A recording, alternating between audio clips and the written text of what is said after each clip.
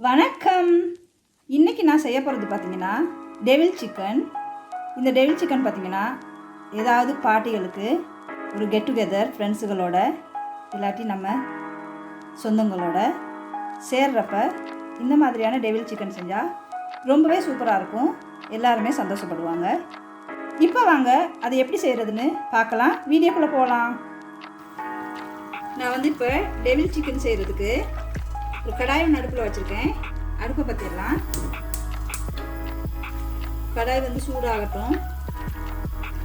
அப்புறமா ஆயில் சேர்த்துடலாம். இப்போ ஆயில் ஊற்றிடலாம். நான் யூஸ் பண்ணுறேன் சன்ஃப்ளவர் ஆயில்.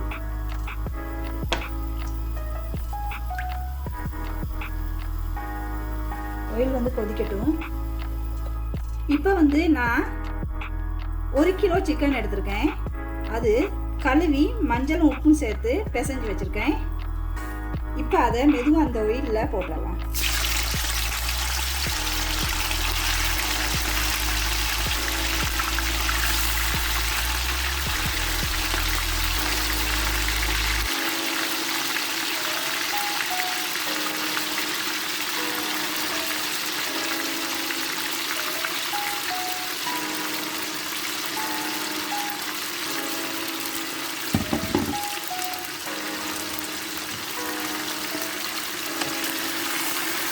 எல்லா பக்கமும் இதை நல்லா கிண்டி வைக்கலாம்.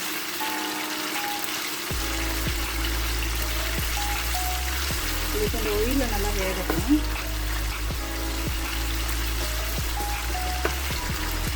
ஒரு 3 நிமிஷம் கழித்து திரும்பவும் இதை நல்லா கிண்டி விட்டுடலாம்.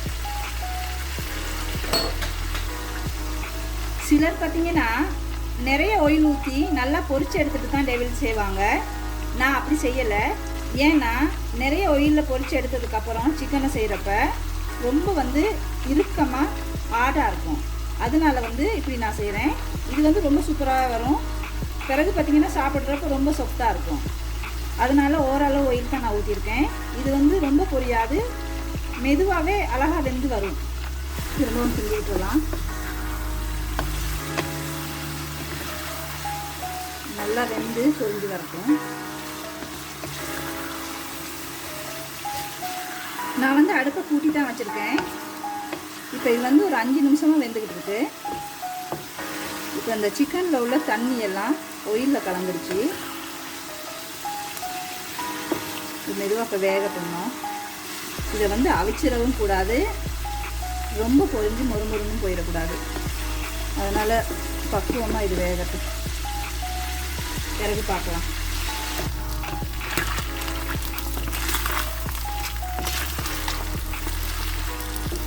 இப்போ கலர் கொஞ்சம் மாற தொடங்குது. இன்னும் கொஞ்சம் இது கலர் மாறணும், கொஞ்சம் ரோஸ்ட்டாக வரணும், நல்லாவே வரணும். கொஞ்சம் வைக்கலாம்.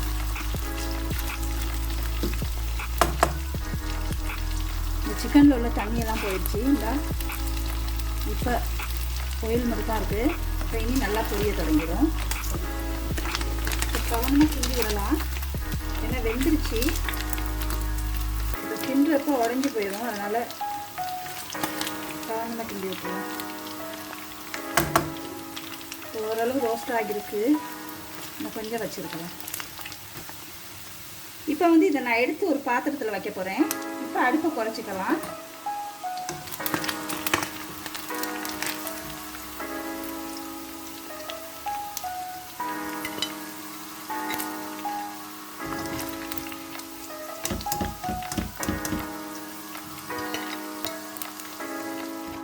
இப்போ இதில் கொஞ்சம் ஆயில் எடுத்து வச்சிடலாம். தேவையில்லை, எடுத்து போட்டுடலாம்.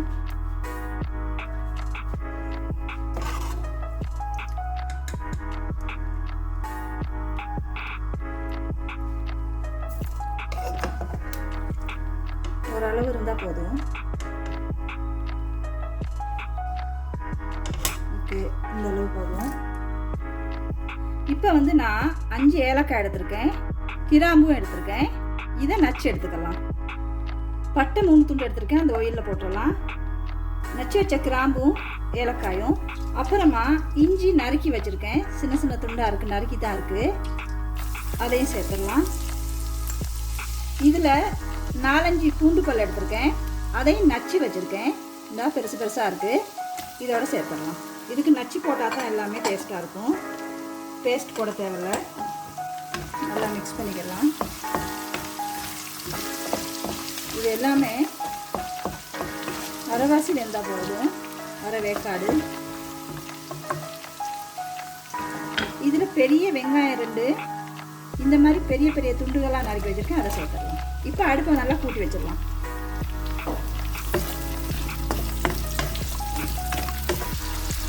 இது வந்து காரம் இல்லாத மிளகாய், பச்சை மிளகாய், அதையும் இந்த மாதிரி நறுக்கி வச்சுருக்கேன், உள்ளுக்கு சேர்த்துடலாம். இதோட சேர்த்துட்டு நல்லா கிண்டி விட்டுடலாம். கொஞ்சமாக ஜீரகம் சேர்த்துடலாம். இந்த அளவு சில்லி ஃப்ளெக்ஸ் சேர்த்துடலாம். இதுக்கு வந்து சில்லி பவுடர் போட மாட்டேன். இதுக்கு வந்து சேர்க்குறது மிளகு பொடி. அதெல்லாம் நமக்கு தேவையான அளவு மிளகு பொடி சேர்த்துடலாம். ரொம்பவே சூப்பராக இருக்கும் மிளகு பொடி இருக்குது. அப்புறம் தேவையான அளவு உப்பு சேர்த்துடலாம். ஏற்கனவே நான் வந்து சிக்கனில் உப்பும் மஞ்சளும் போட்டு பெசரி வச்சு தான் நான் அதை பொரித்தேன். இந்த அளவுக்கு போட்டுடலாம்.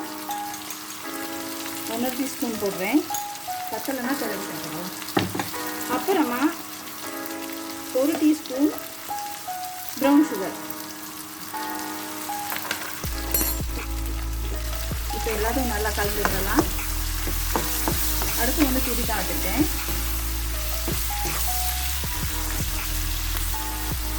இப்போ வந்து இது டொமேட்டோ ராவ் சாஸ், அதை சேர்த்துடலாம். கெச்சப்பும் சேர்க்கலாம், ஆனால் நான் வந்து இந்த ராவ் சாஸ் சேர்த்தேன், நல்லா இருக்குது.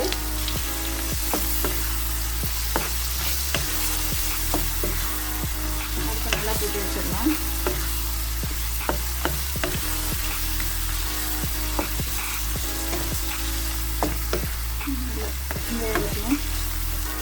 இந்த சோஸோடு சேர்ந்து நல்லா கொதிக்கட்டும். நான் வந்து எப்போ விநாயகர் கொஞ்சம் சேர்க்குறேன், நீங்கள் விரும்பினா சேர்த்துக்கலாம்.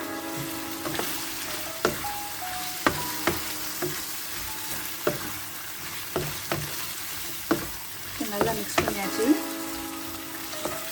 இப்போ வந்து ஒரு தக்காளி பழம் எடுத்திருக்கேன், அதில் உள்ள விதை பகுதியை எடுத்துட்டு வச்சுருக்கேன். தக்காளி துண்டுகளாக இருந்த அளவு வெட்டி அதையும் சேர்த்துடலாம். நான் விதை பகுதியை எடுத்துட்டேன்னா நிறைய தண்ணி தன்மையாக வந்துடும்.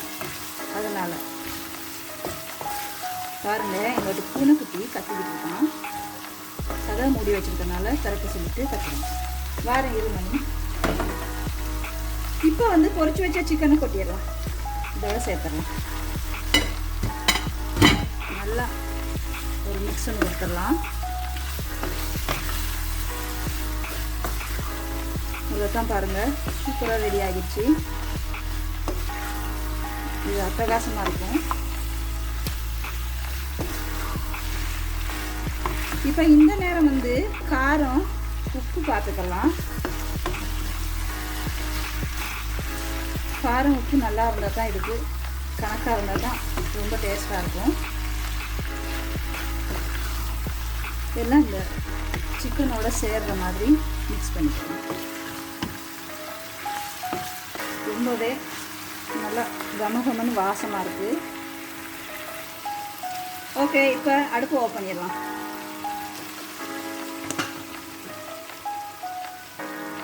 பார்த்தீங்களா எவ்வளோ ஈஸியாக இந்த சிக்கன் டெவில் ரெடி ஆகிடுச்சு.